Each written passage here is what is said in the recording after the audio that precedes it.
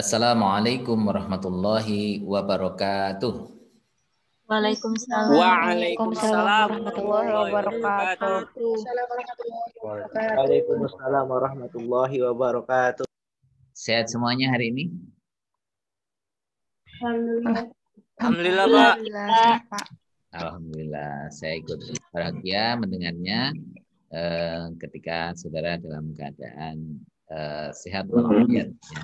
Mudah-mudahan Allah Subhanahu Wa Taala senantiasa merahmati kita, memberkahi kita, dan juga menjadikan segala aktivitas kita dalam perkuliahan ini sebagai amal soleh dan amal ibadah. Amin ya rabbal alamin. Amin. Saudara-saudara yang dirahmati Allah Subhanahu Wa Taala, untuk mengawali mari kita buka dengan basmalah bersama. Bismillahirrahmanirrahim. Baik, saya akan coba share materi. Nah, ini judul kita ya, judul perkuliahan kita tentang konsep kepemimpinan pendidikan. Sebelum saya coba bahas apa sih konsep kepemimpinan pendidikan, barangkali mungkin dari saudara ada yang mau mencoba berpendapat atau menyampaikan konsepnya, gagasannya tentang kepemimpinan pendidikan. Monggo silahkan dicoba. Siapa yang mau mencoba?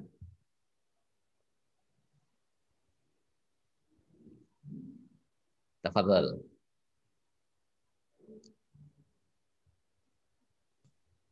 Ada yang mau mencoba? Apa itu kepemimpinan pendidikan? Menurut pandangan saudara deh, pandangan saudara, apa yang saudara pahami tentang kepemimpinan pendidikan? Ada yang mau coba? Saya, Pak. Oke, maka silakan Mas Fahrul. Ya, mungkin kepemimpinan pendidikan itu terkait tentang leadership atau bagaimana cara menjadi pemimpin dari suatu organisasi yang berkaitan tentang atau berkaitan dengan pendidikan. Oke. Nah, bagaimana cara mengolahnya, memanajemennya, dan sebagainya, Pak. Seperti itu mungkin. Oke, ya. Jadi kepemimpinan yang dikaitkan dalam konteks pendidikan ya. Iya, Pak. Itu kata kuncinya dari Mas Fahrul. Oke, bagus. Ada lagi yang lain? Silakan. Ya, Pak. Oke, monggo Mbak Maulida. Suatu kemampuan dan proses mempengaruhi, membimbing, mengkoordinir, dan menggerakkan orang lain yang ada hubungannya dengan pengembangan ilmu pendidikan dan pelaksanaan pendidikan agar kegiatan yang dilaksanakan dapat lebih efektif di dalam pencapaian tujuan-tujuan pendidikan dan pengajaran. Oke, luar biasa ini. Nah, ini Mbak Maulida ini punya konsep dari mana nih? Diambil dari mana?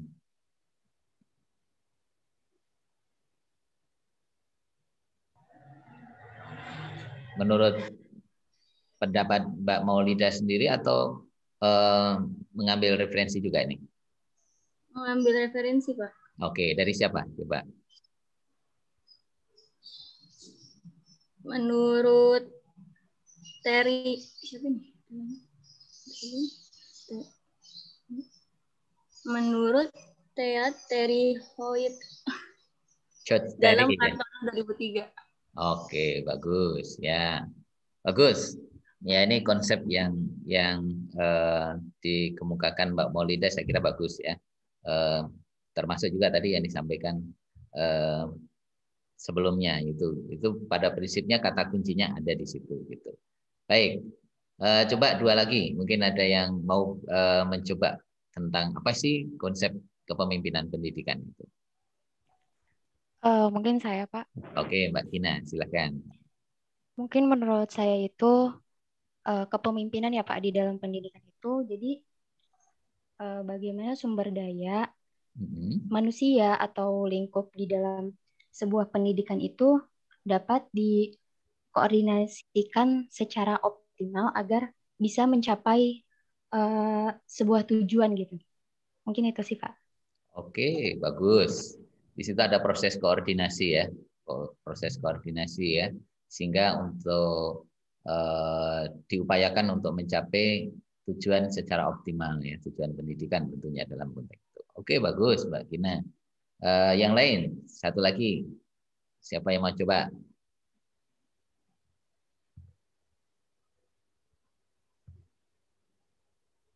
Saya Pak mungkin Pak. Oke, mangga silakan Mas. Kemampuan untuk mengkoordinir orang-orang atau pelaku-pelaku yang ikut serta dalam pendidikan, Pak, untuk menyukseskan tujuan diadakannya pendidikan itu, Pak. Mungkin gitu, Pak. Oke, bagus. Saya kira sangat betul juga. Ya, ada kata-kata kunci yang dikemukakan oleh Mas Raihan ya.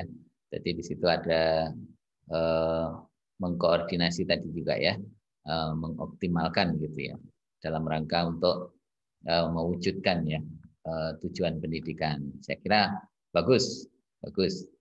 Nah, saudara-saudara yang dirahmati Allah SWT, saya kira tidak ada yang keliru yang disampaikan. Semuanya benar, semuanya bisa betul karena di situ ada kata kunci yang sudah masuk di dalamnya. Tentu kalau toh saya nanti menyampaikan itu bukan berarti ini menjadi satu-satunya ya, tapi bisa saja itu maknanya memang sangat luas. Tetapi ada kata-kata kunci yang penting dalam konsep kepemimpinan pendidikan. Baik, akan saya coba tampilkan slide-nya supaya lebih maksimal. Nah, sudah tampil dengan maksimal? Sudah, Pak. Oke, baik. Kita lihat di sini. What is educational leadership? Ya. Jadi, apa sih sesungguhnya kepemimpinan pendidikan itu ya? Jadi kalau menurut definisi yang saya coba tampilkan di dalam slide ini, kepemimpinan pendidikan itu adalah merupakan proses ya, mengembangkan. Ya.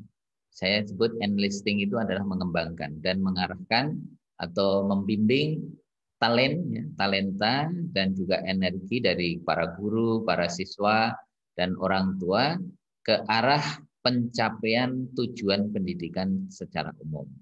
Common educational aims. Jadi tujuan pendidikan secara umum. Jadi di sini kata kunci pertama apa? Educational leadership is process.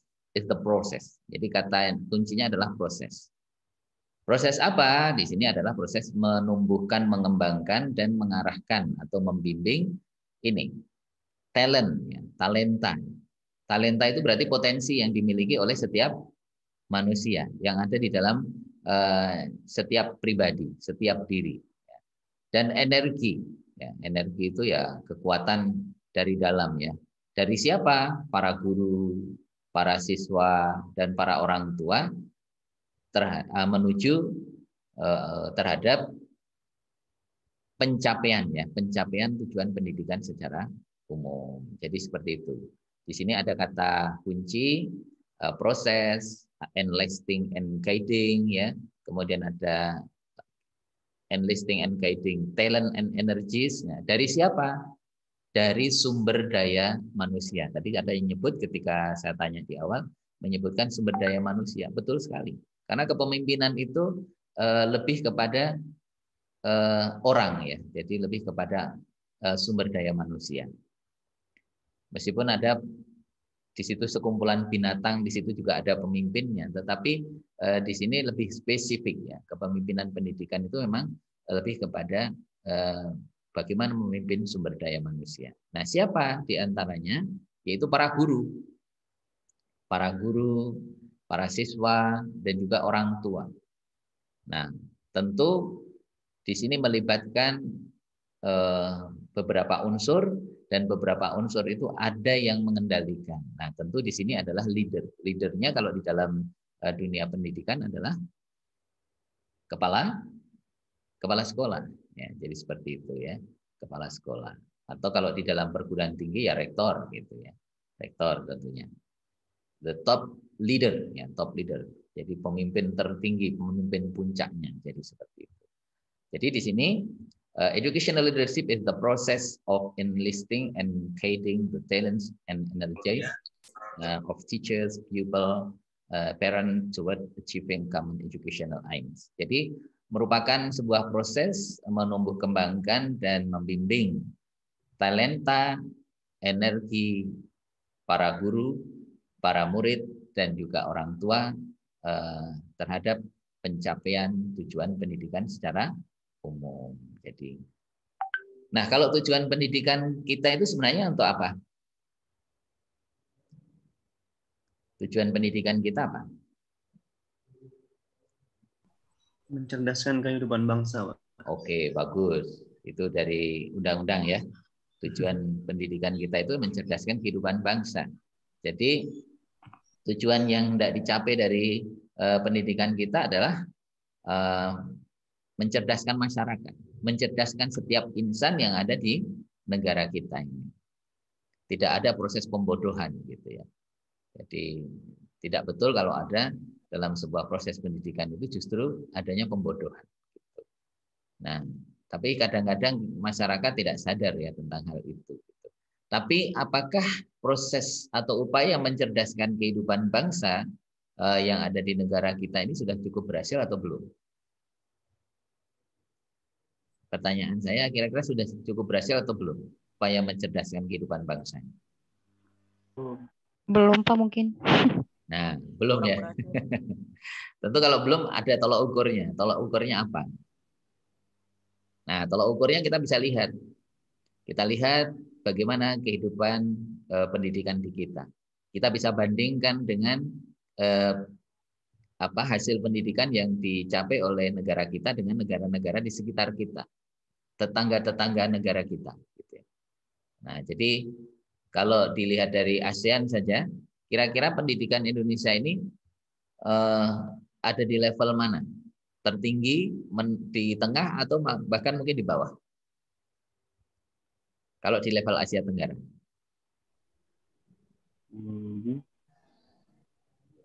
Asia Tenggara itu kan ada Thailand, Filipina, kemudian Vietnam, ada Malaysia, ada Kamboja, kemudian ada Brunei, ada Timur Leste, gitu ya. Ada juga Myanmar, gitu ya. Nah, Singapura, gitu. Kira-kira kalau posisinya Indonesia sekarang berada di level mana? Di antara beberapa negara tadi yang saya sebutkan. Di tengah mungkin, Pak. Menengah ke bawah, Pak. Mungkin. Di tengah ke bawah ya. Mungkin nggak di level tertinggi? Enggak, Pak. Soalnya ada Malaysia, ada Brunei. Ya, kita dengan Brunei lebih tinggian mana? Brunei mungkin, Pak. Nggak Kalau tahu juga. dari kesejahteraan secara keseluruhan Brunei itu termasuk tertinggi ya, termasuk tinggi gitu ya. Tapi kalau pendidikannya sih sebenarnya bukan Brunei. Kalau untuk level pendidikan itu masih Singapura ya. Number one itu adalah Singapura. Ya, kemudian baru ada Thailand, ada Malaysia, ada Vietnam gitu ya. Baru kita. Nah, kita ini masih ada di tengah-tengah ya. Bahkan Kamboja aja yang merdeka di bawah kita ya, jauh di bawah kita sekarang sudah mulai bagus ya pendidikannya, hasil pendidikannya yang dirasakan di sana gitu. Yang luar biasa itu adalah termasuk di Vietnam. Vietnam itu tingkat pendidikan masyarakatnya sangat luar biasa dan masyarakat Vietnam itu termasuk masyarakat yang memiliki tingkat kepatuhan yang tinggi terhadap peraturan-peraturan yang ada di negaranya. Jadi terbukti di Vietnam itu kepatuhan masyarakatnya terhadap kebijakan-kebijakan yang ada itu sangat tinggi. Oleh karenanya di Vietnam itu dampak dari COVID-19 itu kan termasuk kecil gitu ya, termasuk kecil. Karena masyarakat sana itu sadar, ketika diminta untuk melakukan protokol kesehatan dengan baik, mereka mematuhi gitu. Karena apa? Mereka tahu berbagai dampak karena pengetahuan yang dimiliki. Nah, masyarakat kita kan kadang-kadang agak susah ya jadi tentang hal itu. Ada yang cuek ya, kan yang kena kan di sana, aku kan enggak. Nah, tapi dampaknya ya sekarang akhirnya di Indonesia bukan semakin turun tapi masih naik terus ya. Masih ada kenaikan terus-menerus gitu. Meskipun sekarang nih alhamdulillah sudah mulai stagnan dan mudah-mudahan nanti betul-betul menurun gitu. Tapi fenomena sekarang ini yang banyak terkena itu di masyarakat pedesaan gitu ya. Masyarakat pedesaan. Mungkin karena di perkotaan sekarang pemahaman tentang bagaimana menjaga kesehatan, menjaga imun sudah lebih tinggi gitu ya. Sehingga kalau toh ada virus itu karena imunnya kuat sehingga tidak terkena penyakit gitu ya. Tapi nggak tahu ya kalau diperiksa satu persatu semua gitu ya. Bisa ada kena atau tidak kita wallahu alam gitu ya. Nah, ini. Baik, ini sekedar gambaran saja ya. Jadi untuk bisa membandingkan bahwa pendidikan kita ini sudah levelnya sudah bagus atau belum, maka kita bisa membandingkan dengan negara-negara di sekitar kita. Tidak usah berbicara dulu tentang level Asia atau bahkan level dunia. Tapi bolehlah kita bercita-cita. Seperti Universitas Islam Indonesia itu kan mencoba dalam visi misinya itu kita ingin sejajar dengan negara-negara besar dan negara-negara yang termasuk berhasil di level Asia. Belumlah kalau dunia gitu. Kalau dunia kita masih berat gitu. Kita bertanding dengan Finlandia, kemudian dengan New Zealand gitu ya, tentang kualitas pendidikan kita masih jauh banget gitu ya. Tapi paling tidak kita tetap berusaha dengan sungguh-sungguh ya. Tetap kita punya kepedulian. Jadi kata kuncinya kepemimpinan pendidikan itu yang pertama adalah proses ya, menumbuh kembangkan dan membimbing, mengarahkan ya talenta dan energi dari para guru, para murid dan orang tua ke arah pencapaian tujuan pendidikan secara umum. Nah, konsep kepemimpinan pendidikan ini memiliki kesamaan arti dengan school leadership ya. Kepemimpinan sekolah kalau di United States atau di Amerika. Atau manajemen pendidikan in the United Kingdom ya. Kalau di mana istilah kepemimpinan pendidikan itu kalau di Inggris itu namanya educational management.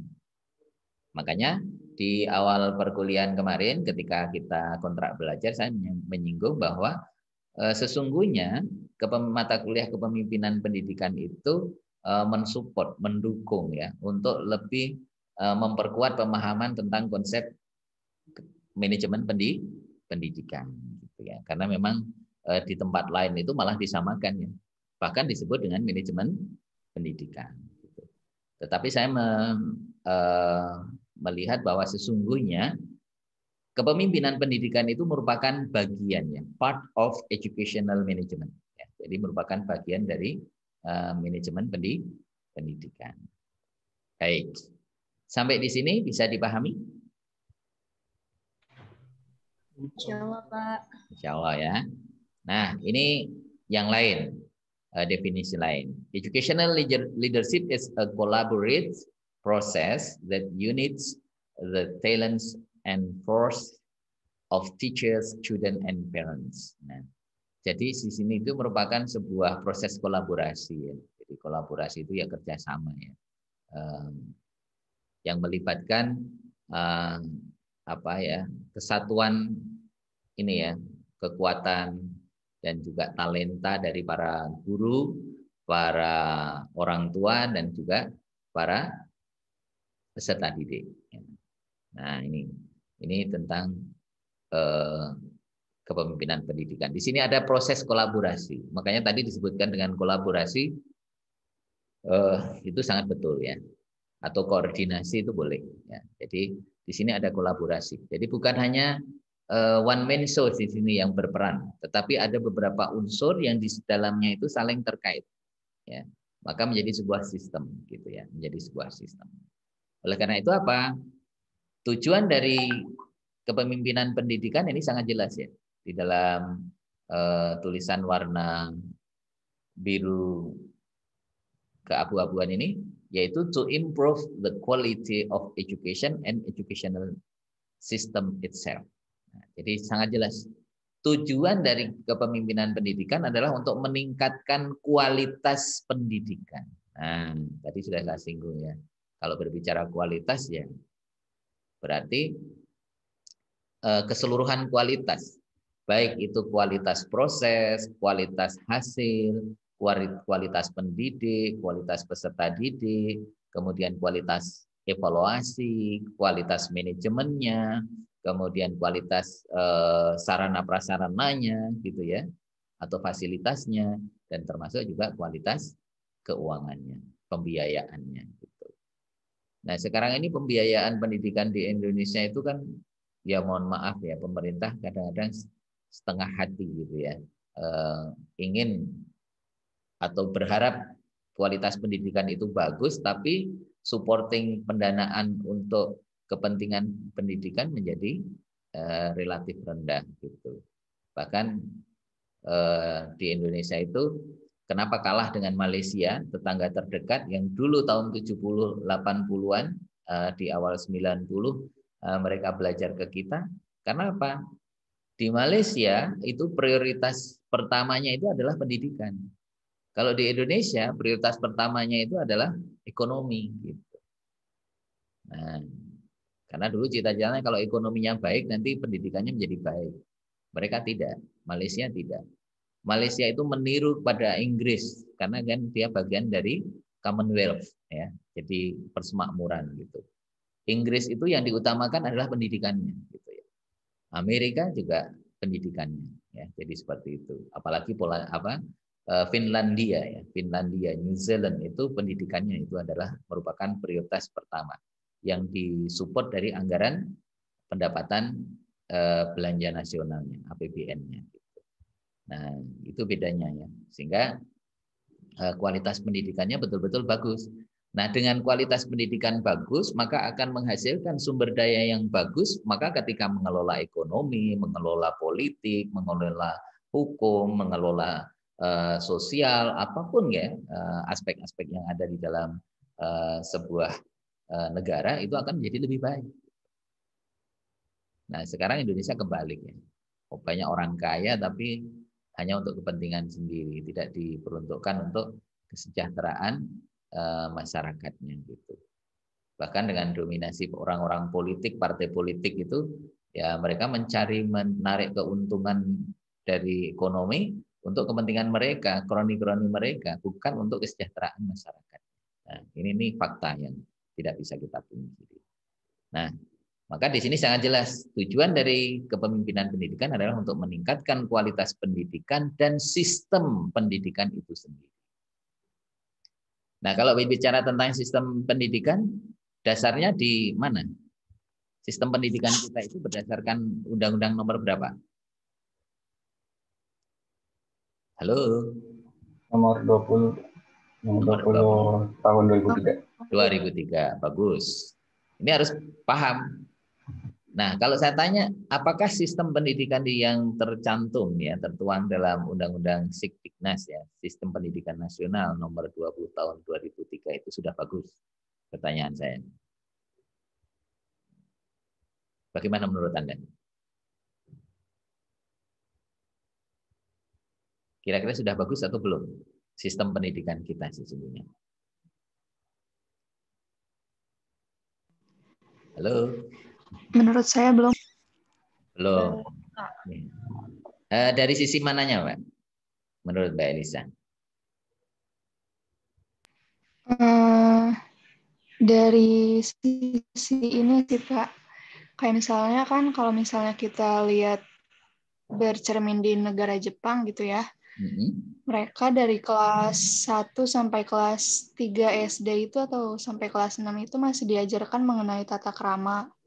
Sedangkan di sistem pendidikan di Indonesia ini, kita dari kelas 1 sampai kelas 6 SD itu sudah ditekankan untuk mengejar nilai-nilai dan nilai, Pak. Di situnya aja sih, Pak. Oke, baik. Saya kira ini satu pendapat yang bagus. Nah, belum lagi kondisi sekarang ya. Ya, sistem pendidikan kita ini memang apalagi di masa pandemi gitu ya. Di masa pandemi ini juga kondisinya sangat memprihatinkan ya. Karena sebenarnya yang belajar itu kadang-kadang orang tuanya ya, kalau di sekolah-sekolah dasar ya, SMP itu ya. Maka hasil ujiannya itu kadang-kadang hasil ujian orang tuanya, bukan anaknya sendiri gitu ya. Kira-kira betul nggak nih? Iya, Pak. Iya. Sebagian besar. Sebagian besar seperti itu ya. Sehingga kita sulit juga mengukur ya. Jadi meskipun banyak orang mengatakan evaluasi itu tidak penting. Kalau saya mengatakan evaluasi itu sangat penting. Ya, evaluasi itu sangat penting. Umar bin Khattab itu pernah mengatakan hasibu anfusakum qabla an tuhassabu gitu ya. Artinya kan di sini evaluasi, di sini mengevaluasi sesuai dengan tolok ukurnya, sesuai dengan tujuan yang hendak dicapai gitu. Nah, saya kira itu memang benar sekali gitu ya. Jadi di beberapa negara lain itu memang karakter ya, karakter itu menjadi budaya gitu ya, itu menjadi sangat penting gitu ya. Nah, ada yang pernah melihat film Jepang itu The Last Samurai?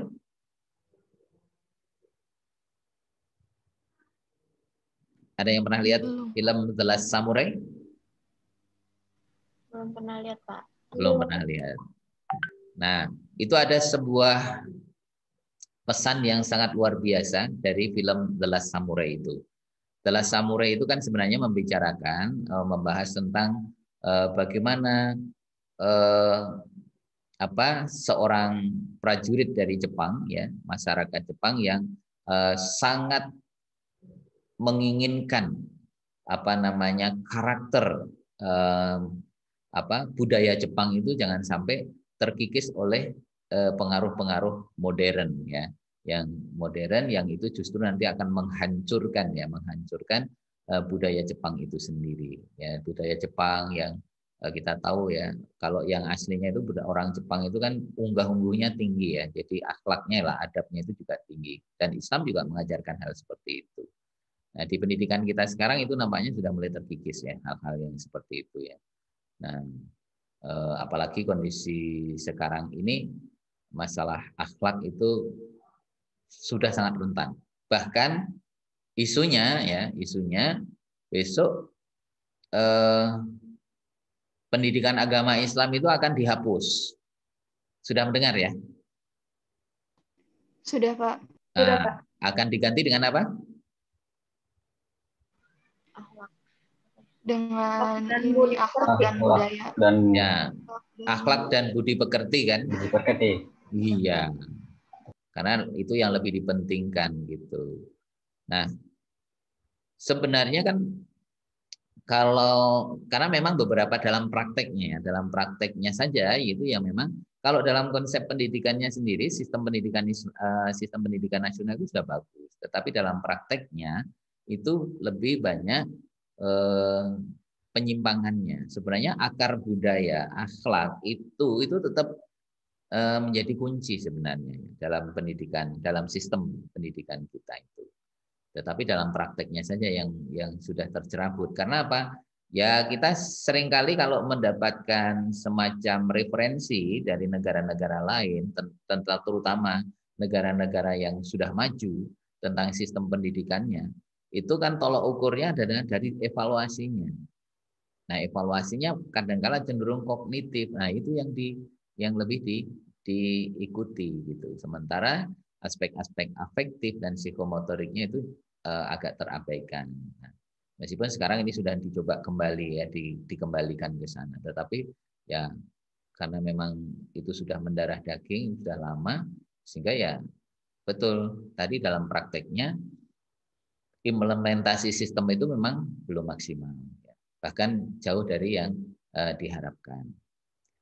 Apalagi sekarang Menteri Pendidikan dan Kebudayaannya kan merupakan produk dari full luar negeri gitu ya, full luar negeri. Karena dari SD, SMP sampai perguruan tinggi itu nggak pernah mengenyam pendidikan di Indonesia. Pak Nadiem Makarim itu. Itu adalah produk dari pendidikan di luar negeri, di Amerika sana. Sehingga apa? Kultur yang dia bawa itu adalah kultur bagaimana pendidikan di Amerika, sehingga mau diterapkan secara mentah-mentah di Indonesia, sehingga makanya banyak kendala gitu ya, banyak kendala. Gitu. Sementara akarnya itu belum kuat.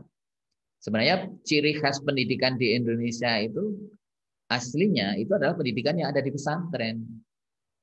Nah, itu adalah ciri khas asli ya dari pendidikan yang dikembangkan di Indonesia. Jadi kalau Anda mau melihat itu ya pendidikan-pendidikan di pesantren itulah yang lebih menekankan akhlak ya. Akhlak, budi pekerti, adab itu. Itu sebenarnya itu intinya gitu.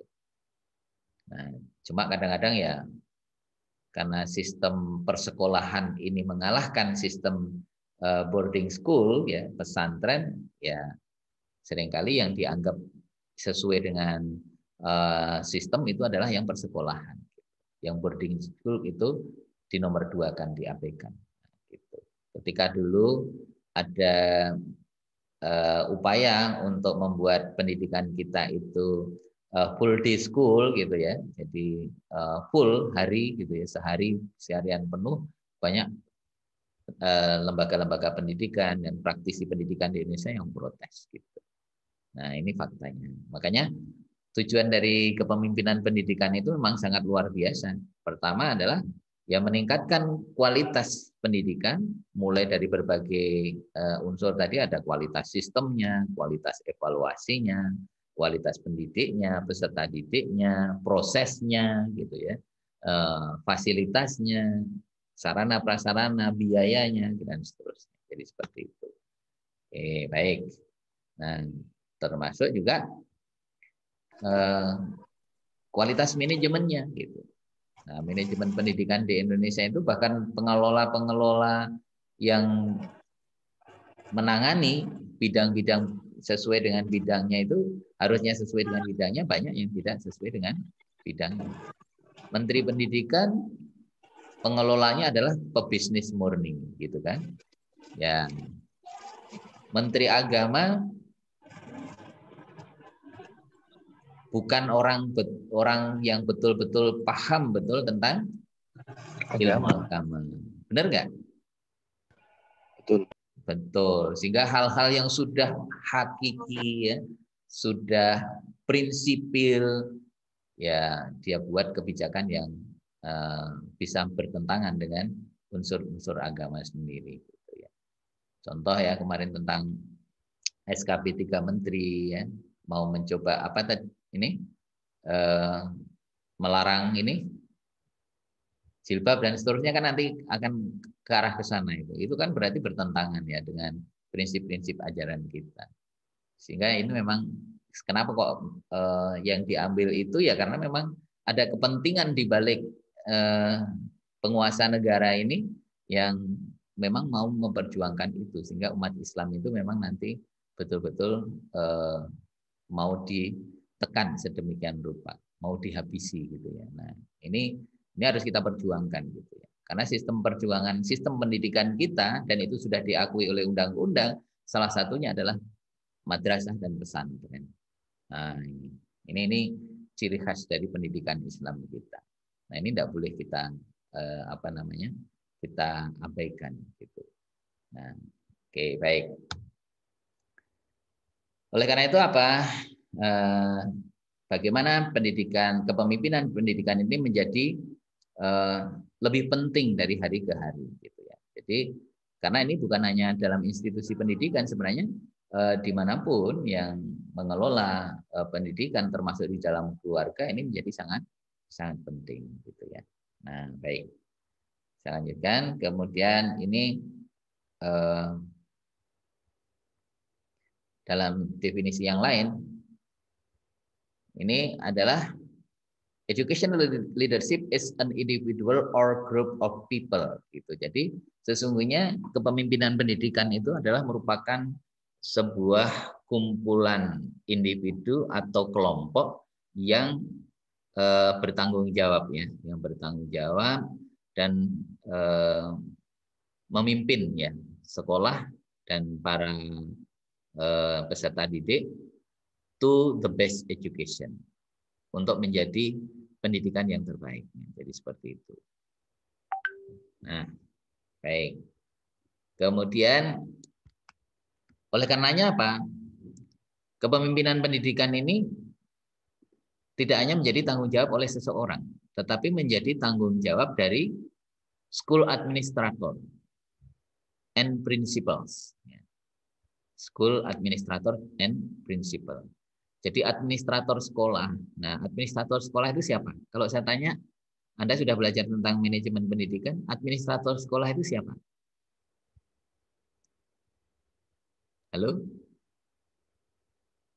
Administrator sekolah itu siapa? Guru, Pak. Guru salah satunya. Yang lain? Kepala sekolah, Pak. Kepala sekolah. Kepala sekolah. Yang lainnya lagi?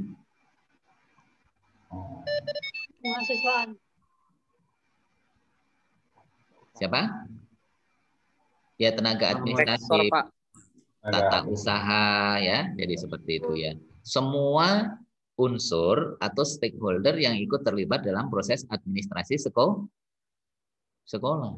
Itu administrator. Tapi yang lebih khusus itu administrator sekolah itu adalah para pihak atau orang-orang yang diberi tanggung jawab khusus untuk mengelola administrasi sekolah. Di antaranya adalah para tata usaha beserta jajarannya, ya. Kemudian wakil-wakil kepala sekolah, termasuk kepala sekolah sendiri, para guru, gitu ya. Nah, kemudian ada dewannya, komite sekolah, ini termasuk juga bagian dari sana. Dan prinsipal itu adalah kepala sekolah, ya, kepala sekolah. Jadi ini yang tanggung jawab dari kepemimpinan pendidikan itu tanggung jawab dari administrator sekolah, dan yang lebih utama adalah kepala sekolah. Maju mundurnya baik tidaknya itu kepala sekolah sangat menentukan. Sangat menentukan. Karena apa di sini? Who strive to create positive change in educational policy and processes. Jadi kepemimpinan pendidikan ini menjadi tanggung jawab dari administrator pendidikan dan kepala sekolah yang berjuang untuk menciptakan perubahan positif. Ya.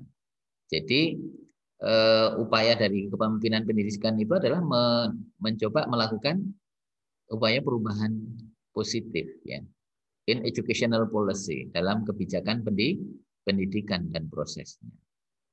Sehingga kalau ada kebijakan tetapi prosesnya keliru, itu ya dampaknya bisa salah gitu. Tapi kalau umpamanya prosesnya baik, kebijakannya keliru, ya itu nanti bisa keliru juga. Mestinya di sini kebijakan dan prosesnya juga harus baik.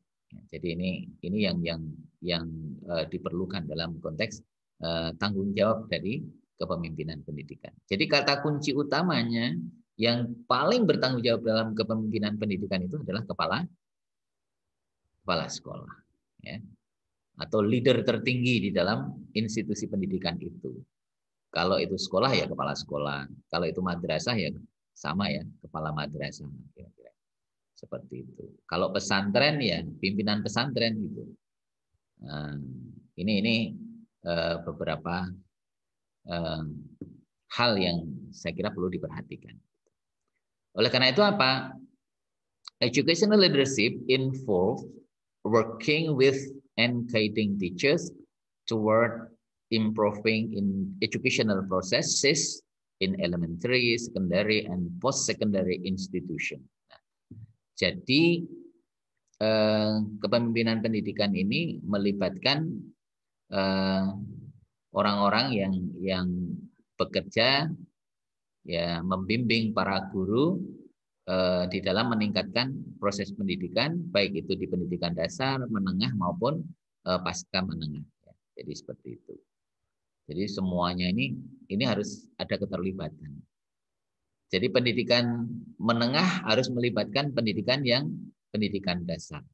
Karena input dari pendidikan menengah adalah pendidikan dasar dan seterusnya seperti itu.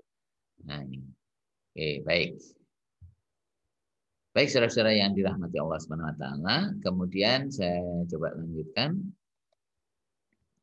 Nah, di sini peran dari pemimpin pendidikan itu apa? Ya. An educational leader serves as a guide and influences other educators in an administrative setting. Nah, jadi di sini memang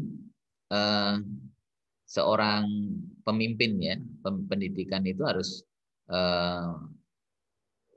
memerankan ya, melayani sebagai guide gitu ya, sebagai pemandu ya, dan mempengaruhi pendidik-pendidik lain ya dalam setting administratif. Ya.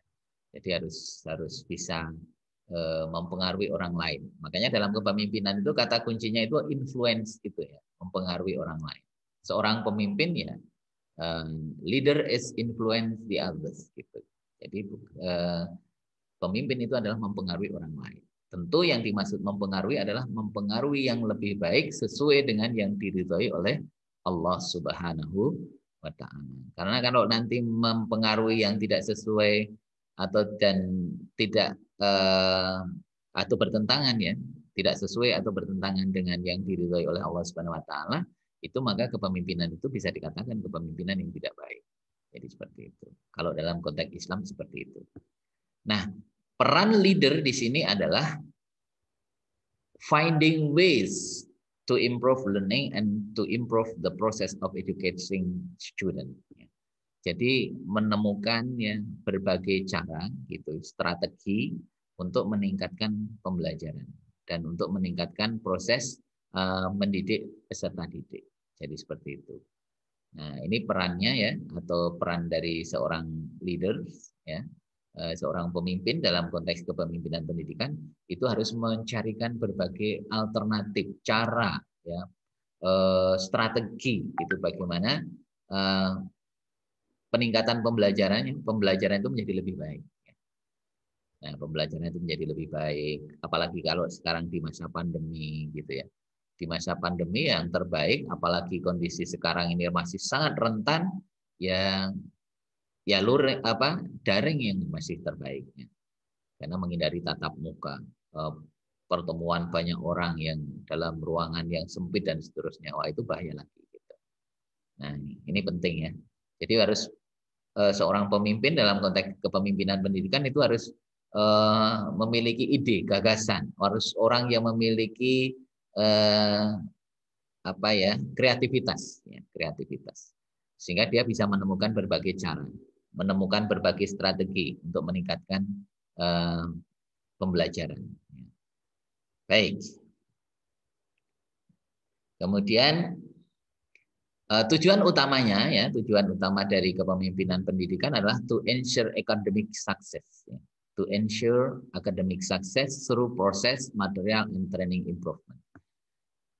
Jadi tujuan utama dari kepemimpinan pendidikan itu adalah menjamin kesuksesan proses akademik. Ya. Jadi kesuksesan akademiknya. Ya, akademik itu dikatakan sukses itu ya kalau proses bisa berjalan mencapai tujuan yang telah ditetapkan, berjalan secara efektif, berjalan secara efisien, produktif gitu ya.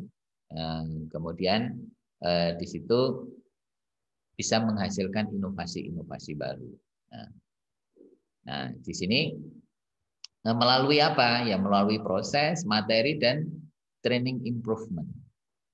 Contoh kalau yang training improvement, umpamanya yang menjadi penjamin bahwa proses pendidikan itu baik, itu kalau proses pembelajarannya itu baik. Nah, untuk bisa menjamin proses pembelajaran baik, maka karena proses pembelajaran itu kuncinya adalah pada guru, maka guru harus dibekali dengan berbagai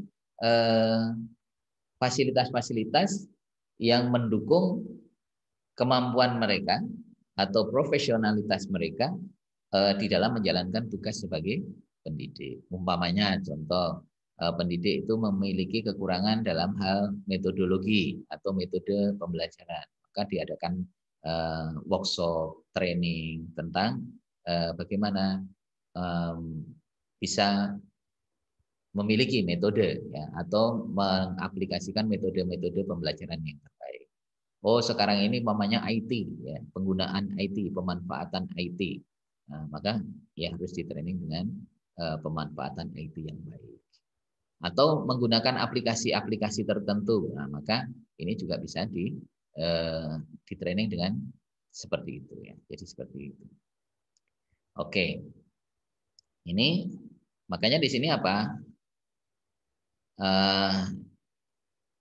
Di sini membutuhkan kolaborasi dengan individu-individu lain seperti pendidik, orang tua, peserta didik, pembuat kebijakan publik dan masyarakat itu sendiri dan publik itu sendiri. Nah, makanya di sini pendidikan, kepemimpinan pendidikan tidak bisa berhasil hanya dengan unsur-unsur yang ada di dalam lembaga pendidikan itu juga. Maka keterlibatan dari pengambil kebijakan-kebijakan pendidikan yang di luar institusi pendidikan itu juga sangat menentukan, termasuk dukungan masyarakat nanti, gitu ya. Nah, ini di dalam from a business perspective, dalam perspektif bisnis, maka kepemimpinan pendidikan itu merupakan sebuah bentuk dari manajemen akademiknya, akademik manajemennya. Jadi manajemen akademik dan quality control, ya kontrol kualitas ya. Jadi pengendalian kualitas. Jadi seperti itu. Nah, sekarang hubungannya antara kepemimpinan pendidikan dan edupreneurship-nya. Kepemimpinan pendidikan itu tidak lepas dari, dalam konteks sekarang ini itu dikaitkan dengan edupreneurship. Nah, edupreneurship sendiri itu adalah terkait dengan menciptakan learning capacity, ya, building learning capacity, menciptakan kapasitas pembelajaran, ya, dan juga mendorong adanya perubahan dan reformasi, gitu ya, reformasi dalam dunia pendidikan. Gitu. Nah, ada 3 kata kunci ya yang di dalam konteks kepemimpinan pendidikan atau edupreneurship nantinya. Tetapi menurut Nathan Tanner itu disebutkan bahwa edupreneurship can mean building unique learning program. Jadi yang dikatakan sebagai edupreneurship ya itu adalah merupakan bermakna membangun ya, membangun program pembelajaran yang unik. Ya. Jadi yang unik, artinya yang unik itu yang beda dengan lain-lainnya. Sebuah lembaga pendidikan itu harus memiliki keunikan yang itu menjadikan nanti karakter dari institusi itu. Contoh, umpamanya lembaga pendidikan A itu sama-sama tahfidz, tetapi di lembaga tahfidz itu nanti ada karakter tertentu yang itu membedakan dengan karakter yang lain. Di samping dia seorang nanti akan melahirkan para hafidzoh gitu, nanti ada ciri tersendiri gitu ya, yang akan nampak dari karakter peserta didiknya. Nah, lembaga pendidikan saya kira penting bagi kita. Nah, di situ. Kalau UI itu dulu dicita-citakan oleh para pendiri UI itu menghasilkan insan ulil albab ya. Ini awalnya ya, insan ulil albab yang berilmu amaliyah dan beramal ilmiah. Jadi itu berilmu amaliyah dan beramal ilmiah. Jadi sangat luar biasa gitu. Sangat luar biasa. Nah, itu kemudian yang berikutnya di dalam edupreneurship itu developing e-learning software and app. Ya. Jadi edupreneurship itu kan sekarang ini mencoba memanfaatkan ya. Jadi pengembangan e-learning gitu ya, software e-learning gitu dan juga aplikasi-aplikasi gitu yang ada di dalam smartphone atau handphone dan seterusnya itu, yang itu tujuannya adalah dipergunakan untuk optimalisasi proses pembelajaran. Ini contoh ya, anak saya juga ini sekarang ngajar di salah satu SMA di Jogja itu, yang dia di sekolahnya itu juga ada aplikasi gitu ya, ada aplikasi dan itu digunakan untuk mempermudah proses pembelajaran, gitu. Mempermudah proses pembelajaran. Gitu. Nah, itu yang bisa digunakan. Apakah itu dalam bentuk evaluasinya, apakah itu dalam bentuk memang seperti Zoom meeting kayak gini, gitu ya, atau Google Meet, atau Google Classroom, atau apa saja, itu aplikasi-aplikasi seperti ini ada kaitannya dengan edupreneurship. Jadi edupreneurship-nya. Nah, bahkan memanfaatkan gamification. Ya. Jadi sekarang ini memanfaatkan game, ya. Game-game untuk pembelajaran. Ada Kahoot, ya. Kahoot, ya. Ada berbagai macam yang lain. Nah, ini juga dipakai untuk apa? Untuk mendukung proses pembelajaran yang baik. Nah, itu. Ini. Tetapi ada juga ya HP sekarang ini kan punya makna ganda ya. Jadi pertama bisa untuk mendukung proses pembelajaran, bisa karena di situ ada banyak aplikasi, yang aplikasi itu bisa dimaksimalkan. Tetapi di sisi lain juga banyak madharatnya. Mohon maaf, ini sebagai contoh, saya punya tetangga masih SMP, dia itu sekarang sudah keracunan, bukan hanya kecanduan ya, kecanduan. Dia tidak bisa lepas dari yang namanya HP karena isinya game gitu. Yang dulu rajin ke masjid sekarang sudah nggak pernah ke masjid. Dulu bersama teman-temannya nggak pernah sama teman-temannya. Tapi pekerjaannya menghabiskan uang yang luar biasa. Kenapa? Untuk game ya. Dia main game terus gitu ya. Game online itu ya. Nah ini. Tapi game online-nya bukan untuk pembelajaran tapi untuk kepentingan seperti itu, dan itu meracuni ya, bahkan dia akhirnya nggak bisa pisah gitu ya. Maka ketika itu trouble, wah dia bisa marah-marah kepada lingkungannya, kepada orang tuanya, kakaknya, adiknya dan sebagainya. Nah ini orang kalau sudah kecanduan kayak gitu ya, kecanduan yang dalam arti negatif gitu ya. Ini sangat mengerikan gitu ya.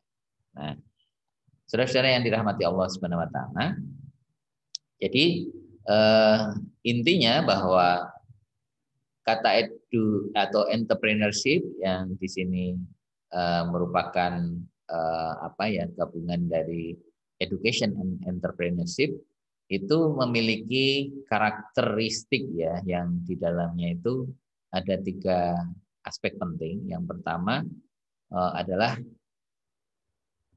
bahwa dalam proses pembelajaran ya, dalam kepemimpinan pendidikan itu dikaitkan dengan edupreneurship itu bisa menghasilkan ini kreativitas dan inovasi ya, pembaharuan daya cipta. Kemudian yang kedua adalah opportunity creation ya, yaitu kesempatan berkreasi. Dan yang terakhir adalah perhitungan risiko yang diambil atau calculated risk taking ya. Jadi paling tidak memberikan peluang bahwa seorang yang bergerak ya atau yang konsen ya, komit dalam bidang kepemimpinan pendidikan itu jika dikaitkan dengan edupreneurship, dia adalah orang yang memiliki kreativitas ya, kemampuan inovasi gitu ya. Kemudian bisa menciptakan kreasi, dan yang ketiga adalah mampu dan berani mengambil risiko ya terhadap kebijakan-kebijakan yang diambilnya. Jadi seperti itu. Baik. Nah, ini penjelasan dari tadi, sehingga edupreneurship berhubungan dengan upaya membangkitkan potensi peserta didik terutama terkait dengan daya cipta, kemudian kesempatan berkreasi dan berani mengambil risiko yang didukung oleh pemanfaatan teknologi. Jadi seperti itu. Nah, ciri atau karakter jiwa entrepreneurship itu yang pertama adalah desire for responsibility. Jadi memiliki hasrat tanggung jawab yang tinggi ya. Nah, di dalam setiap usaha yang dilakukannya. Kemudian toleran for ambiguity ya. Jadi bisa toleransi terhadap perbedaan ya, pandangan ya, atau sesuatu yang berbeda, kira-kira seperti itu. Nah, kemudian yang berikut harus memiliki vision. Nah, saya kira jelas ya. Seorang pemimpin itu harus bisa menyampaikan visi dan memiliki visi ke depan. Ya, jadi seorang pemimpin harus punya itu. Nah, kalau tidak punya mimpi atau pandangan ke depan, ya sebenarnya kurang begitu tepat kalau dia menjadi seorang leader. Gitu. Sehingga dalam konteks karakter yang berjiwa entrepreneurship, karena dia adalah orang yang harus nanti bisa menciptakan kesempatan berkreasi, bisa berinovasi, maka dia harus memiliki visi. Kemudian toleran for failure. Ya. Jadi ya bisa mentoleransi tentang kegagalan. Harus bisa memaknai bahwa kegagalan itu bukan akhir dari segalanya. Tapi kegagalan adalah merupakan proses yang tertunda. Kemudian yang berikutnya adalah internal locus of control, ya, memiliki kemampuan untuk mengendalikan diri dari dalam dirinya sendiri. Makanya di dalam pengantar kemarin sudah saya sampaikan. Jadi seorang pemimpin itu ya, kepemimpinan itu, pemimpin yang paling berat itu adalah memimpin diri sendiri. Orang yang hebat itu adalah orang yang bisa mengendalikan dirinya sendiri. Makanya saya kemarin mensitir sebuah hadis itu ya, yang disampaikan oleh Rasulullah itu bahwa raja'na fi jihadil asghar ila jihadil akbar wahya jihadun nafs gitu ya. Jadi seperti itu. Kita baru saja pulang dari perang kecil dan menuju perang yang lebih besar gitu. Padahal itu adalah barusan perang dari perang Badar gitu. Nah, lalu para sahabat bertanya, penasaran, perang apa itu? Yaitu perang melawan hawa nafsu yang ada di dalam dirinya sendiri. Jadi orang yang mampu mengendalikan dirinya sendiri dengan baik, niscaya ketika berhubungan dengan orang lain, insya Allah dia jauh lebih bisa mengendalikan dengan baik. Kemudian yang terakhir adalah continuous improvement. Ya, cirinya di dalam entrepreneurship itu karakternya adalah selalu bisa mencoba dan punya semacam semangat untuk memperbaiki, melakukan perbaikan secara terus-menerus. Ya. Continuous improvement. Ya, perbaikannya itu terus-menerus. Jadi bersikap positif dan selalu menganggap positif suatu pengalaman. Apakah itu pengalaman buruk atau pengalaman baik. Pengalaman buruk tidak akan diulangi. Kalau pengalaman baik dia akan selalu pakai dan ditingkatkan. Nah, itulah karakteristiknya. Nah, saudara-saudara yang dirahmati Allah, saya kira itu karakteristiknya. Sampai di sini mungkin ada yang mau merespon, mau tanya terlebih dahulu, dipersilahkan.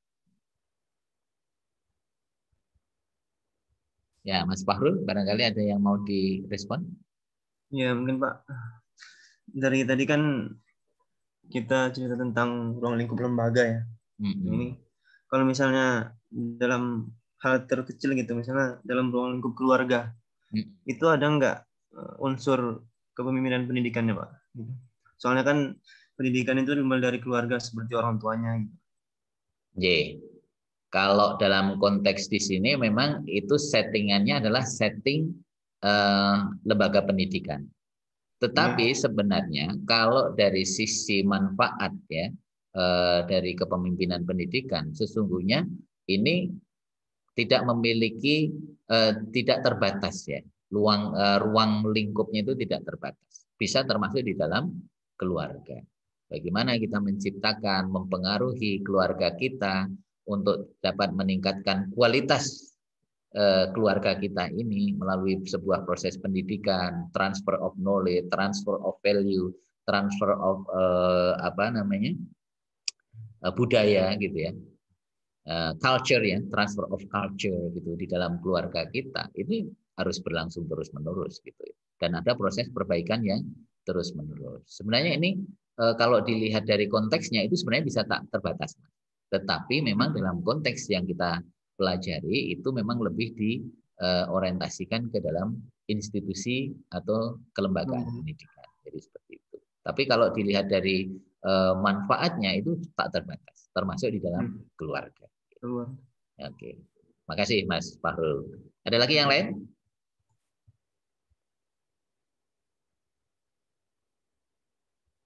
Baik, kalau tidak ini saya lanjutkan. Nah, ini fungsinya, fungsi dari apa namanya, kepemimpinan pendidikan itu adalah untuk meningkatkan program pendidikan, meningkatkan program pendidikan. Waalaikumsalam. Mohon maaf ada Pak Wakil Rektor 3 lewat. Ya ini jadi tidak apa-apa karena ini ruangan kur ya, salah satu ruangan kur yang ini saya di sini sepi biasanya, tapi biasanya juga sering pakai untuk gantian. Oke. Nah ini bahwa apa yang ditingkatkan di sini program pendidikannya itu diantaranya adalah yaitu memanage para guru dan staf ya. Kemudian menyiapkan anggaran, kemudian merancang standar kurikulum, dan juga kebijakan yang lebih luas tentang desain sekolah gitu, atau sebenarnya kebijakan-kebijakan terkait dengan sekolah gitu ya. Jadi seperti itu. Nah, oleh karena itu memang di sini intinya bahwa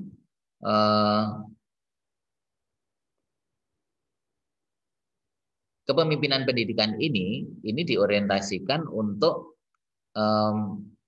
mengelola perubahan-perubahan yang terkait dengan kebijakan-kebijakan pendidikan, baik itu di level lokal, kemudian state itu ya di wilayah, atau juga di level nasional. Jadi seperti itu.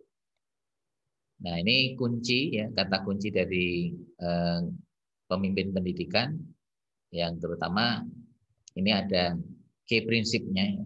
Key prinsip itu berarti prinsip-prinsip kunci di dalam kepemimpinan pendidikan yang itu harus dimiliki oleh seorang pemimpin pendidikan. Pertama, itu harus menciptakan sebuah visi kesuksesan akademik untuk semua peserta didik.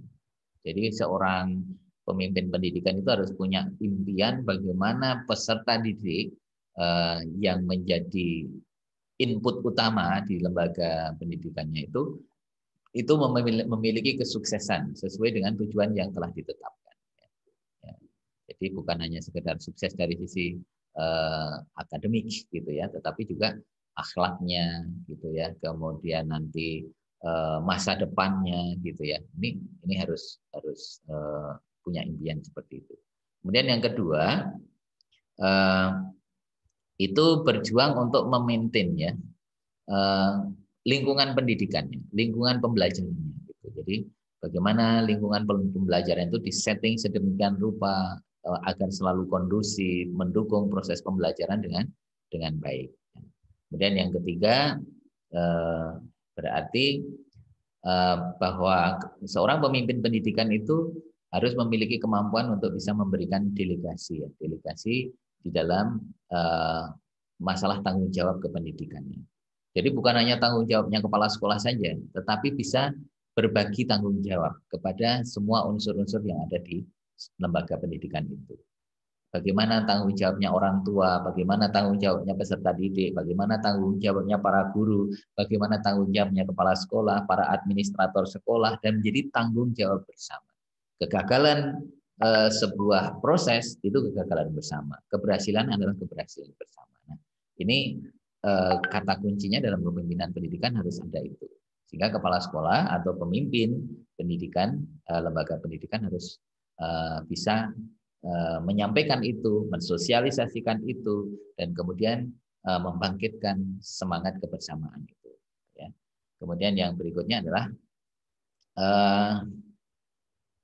itu harus selalu mengupdate ya, mengupdate tentang metode pembelajaran dan termasuk juga konten kurikulumnya. Apalagi tadi isu sudah sampai sekarang ya, itu bahwa PAI nanti akan dihapus, kemudian diganti tentang akhlak dan budaya ya. Jadi itu, nah ini kan perlu ada pengkajian yang lebih mendalam gitu kan. Nah ini kan juga tidak sederhana gitu. Bagaimana nanti harus ada kajian secara filosofis, kemudian kajian secara pragmatis ya, secara teoritis gitu ya, kemudian kajian secara empiris gitu. Nah, ini penting sehingga perlu sebelum nanti kalau memang itu akhirnya betul-betul menjadi sebuah kebijakan dan itu PAI harus dirubah itu perlu melibatkan berbagai pakar dalam bidang pendidikan, ke-PAI-an dan juga dalam bidang kurikulum, sehingga perubahan ini bukan hanya dari sisi namanya saja, tetapi dari substansinya nanti betul-betul akhirnya seperti apa. Apakah memang harus tetap berubah atau itu perlu ada proses yang bertahap. Nah, ini penting ya. Nah, ini seorang pemimpin pendidikan nanti harus memiliki wawasan itu. Kemudian tentu di sini dalam kepemimpinan pendidikan nanti kata kuncinya seorang leader ya, pemimpin pendidikan ini harus memahami dan mampu beradaptasi dengan tools manajemen modern. Ya, tools itu ya berbagai perangkat gitu ya, perangkat manajemen modern. Kalau dulu ada manajemen by object, manajemen konvensional, manajemen strategik. Nah, nanti ada manajemen seperti apa lagi. Nah, ini harus dipahami dan tools ya atau perangkat manajemen ini harus dipahami dengan baik. Kemudian proses dan tekniknya.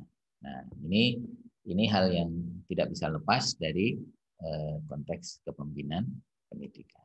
Nah, itulah saudara-saudara yang dirahmati Allah Subhanahu wa taala kaitannya dengan mata kuliah kita ya, terutama dalam konteks kepemimpinan pendidikan. Jadi kalau ditanya ruang lingkupnya, ya ruang lingkup utamanya itu adalah lembaga-lembaga pendidikan. Tapi kalau dilihat dari manfaatnya, ya manfaatnya adalah tidak terbatas. Dimanapun itu tetap bisa diterapkan, termasuk di dalam keluarga. Karena di keluarga ini juga merupakan lingkup kita melatih untuk bisa memanage pendidikan, membentuk pendidikan secara baik. Makanya Rasulullah kan selalu mengajarkan ada hadis menyebutkan baiti jannati, rumahku surgaku. Di situ ada proses yang bisa membentuk itu ya, memanage bagaimana peran kita, peran istri, peran anak, semua unsur yang ada di dalamnya, apa saja yang harus diciptakan, peralatan apa saja yang dibutuhkan sehingga bisa membentuk tadi keluarga yang bahagia. So, rumahku menjadi surgaku. Nah, kira-kira seperti itu. Baik. Maka kalau ada yang mau merespon, dipersilahkan. Isma, Pak. Oke, monggo Mbak Isma. Yang tadi kepemimpinan pendidikan tuh harus aware sama manajemen yang modern gitu kan, Pak. Itu tuh kalau terjadi kesenjangan di kota sama di desa tuh gimana ya, Pak? Kan kadang di desa nggak secanggih di kota gitu. Guru-gurunya kan juga gitu, Pak. Kualitasnya kan lebih bagus di kota-kota gitu. Itu gimana, Pak, menurut? Oke. Saya kira sebagai seorang leader, seorang pemimpin, ketika kita berada di dalam situasi yang seperti itu, dan ini memang bukan hanya tantangan kita sebagai pemerhati pendidikan dan pelaku pendidikan, bahkan ini termasuk menjadi kebijakan nasional, ya, kebijakan nasional. Terutama adalah pendidikan-pendidikan di daerah-daerah yang terpencil, daerah-daerah yang sulit. Pertama yang perlu dilakukan adalah memetakan kira-kira yang dari sekian banyak unsur-unsur yang perlu ditingkatkan kualitasnya itu mana dulu, ya mana dulu. Apakah sarana prasarana dulu atau kualitas pendidiknya dulu?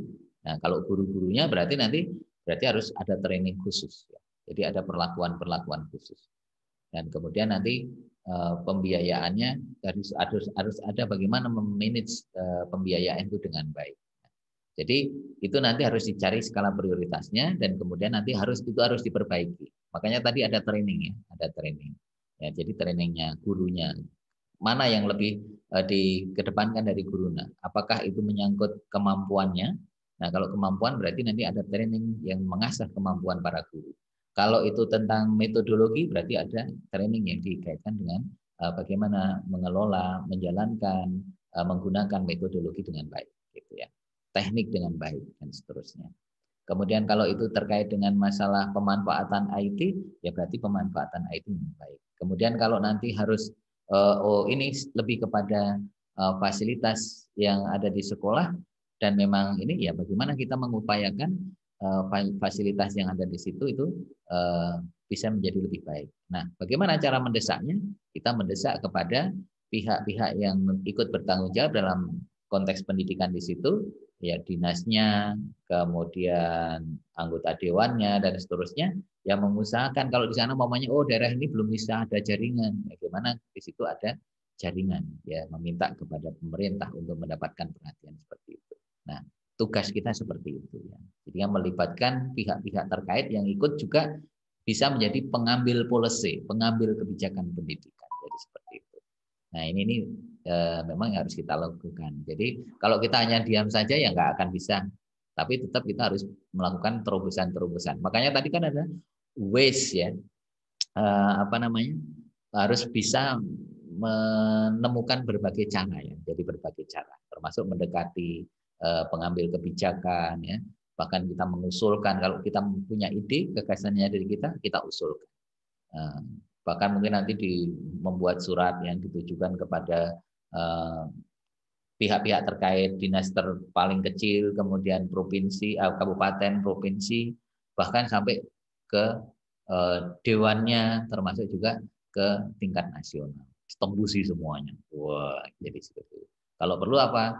Memanfaatkan teknologi, dipublish ya, mengundang wartawan, meskipun kalau ya meskipun itu perlu biaya dan seterusnya. Itulah strategi kita supaya mendapat perhatian sehingga nanti itu ada perbaikan. Nah, ini memang kiat-kiat memang banyak ya, saya kira seperti itu. Itu Mbak Isma. Terima kasih ya Pak. Oke, yang lain? Baik, kalau tidak ada mungkin memang tidak harus kita habiskan sampai jam 12 ya. Tapi yang penting apa yang menjadi fokus kajian kita ini bisa kita pahami dengan baik. Nah, kemarin saya sudah menyampaikan, ada satu lagi yang belum saya sampaikan di sini, bahwa salah satu tujuan akhir dari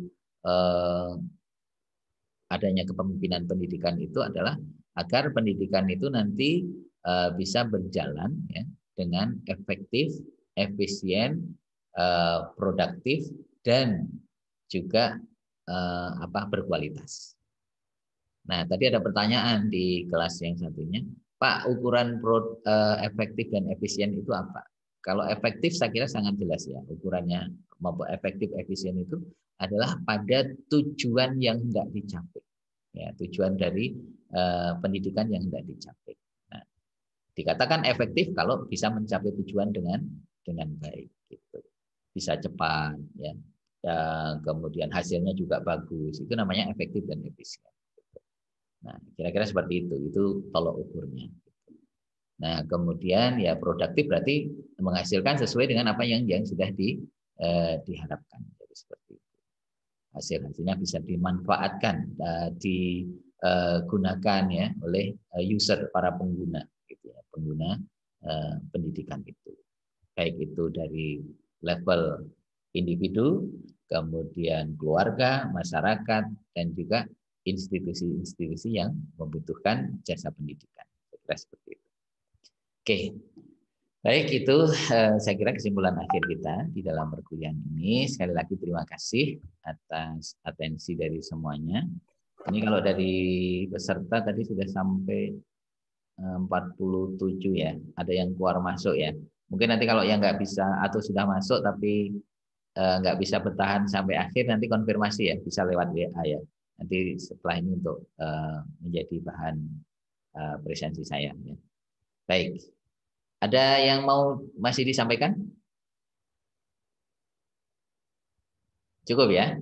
Cukup, Ya, oke. Kalau cukup, sekali lagi terima kasih atas atensinya dan mari kita syukuri pertemuan kita. Mudah-mudahan menjadi wahana amal soleh dan amal ibadah buat kita semuanya. Mari kita tutup dengan tahmid dan doa penutup majelis. Alhamdulillah.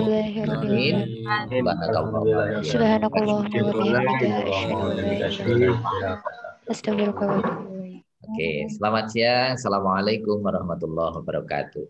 Waalaikumsalam warahmatullahi wabarakatuh. Terima kasih, Pak. Oke, sama-sama.